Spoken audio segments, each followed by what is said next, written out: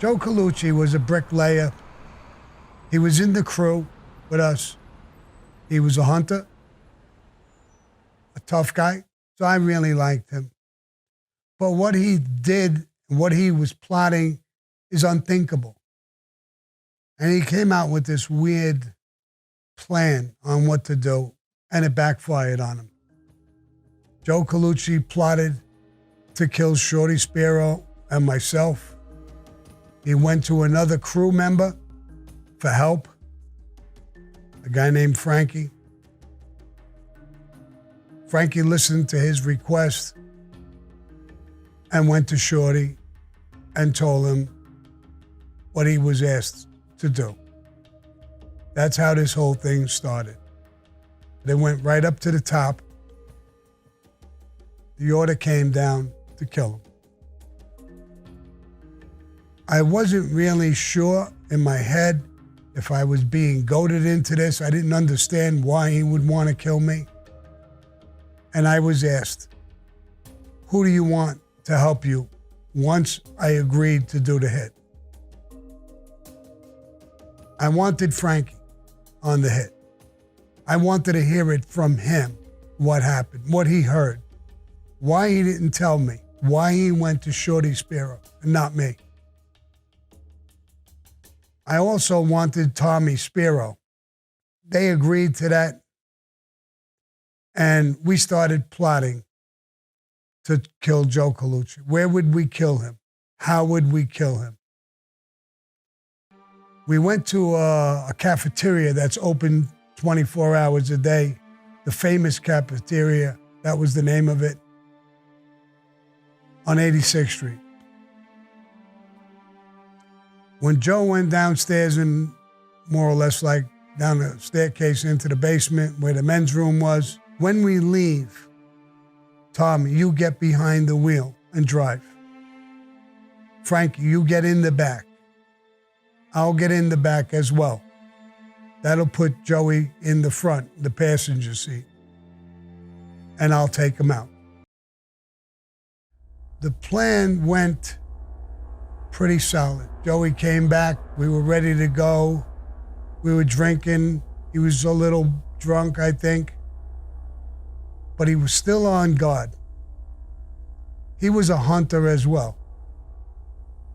When we got to the car, Tommy got in to drive the car. When Frankie was going to get in to sit behind Tommy, Joey told him, hold up, Frankie. Sammy, you get in the car and sit behind Tommy. Frankie, you sit behind me. The car took off. The windows were rolled up. We were driving down the street. I went in my waistband and pulled out a .38. I put the gun to the back of his head, and I pulled the trigger. Nothing seemed to happen. Why didn't anything happen? Was something wrong with the gun? I was confused. The sound of the gun was enormous, with the window shut. It sounded like a cannon went off. I pulled the trigger again.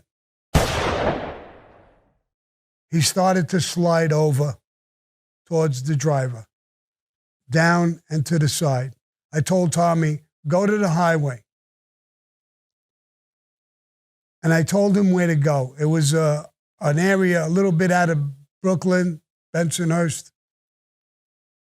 There were fancy homes with lawns, and it was quiet, well-to-do neighborhood. I saw a block, tree-lined, quiet. I told him, pull over. He pulled over in front of a house. It was a two-door car. It was my car. I told Tommy, open the door and push him out. He was completely shooken up, nervous. Sammy, he's dead. I know he's fucking dead. Instead of arguing, I told Frankie, open up the window. I crawled over Frankie and out the window. I went to the door, opened the door. Joey was a big guy, pretty heavy. I took him out of the car and put him in front of the house on the grass. And I got back into the car. My hand on the seat slid. There was a puddle of blood. My hand, my clothes were full of blood now. I told him, hold up. I rolled the window down, pointed the gun out the window, and I shot him 3 more times.